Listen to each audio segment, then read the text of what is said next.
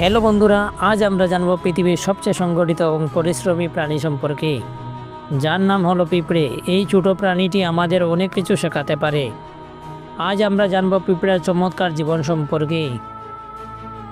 পিঁপড়েরা দলবদ্ধভাবে বসবাস করে, যাকে বলা হয় কলোনি। একে একটি কলোনিতে থাকে রানী পিঁপড়ে, কর্মী পিঁপড়ে আর কিছু পুরুষ পিঁপড়ে। রানী পিঁপড়ে ডিম পাড়ে আর কর্মীরা খাবার সংগ্রহ ও বাসা তৈরি করে। পিঁপড়েরা একে অপরের সঙ্গে যোগাযোগ করে ফরমোন নামে এক প্রকার রাসায়নিকের মাধ্যমে। এর সাহায্যে তারা খাবারের পথ চিহ্নিত করে এবং বিপদ সম্পর্কে সতর্ক করে।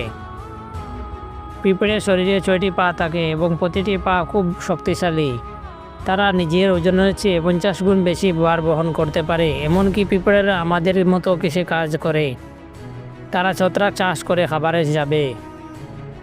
যদি ভিডিওটি ভালো লাগে থাকে তাহলে লাইক, কমেন্ট এবং সাবস্ক্রাইব করতে ভুলবেন না।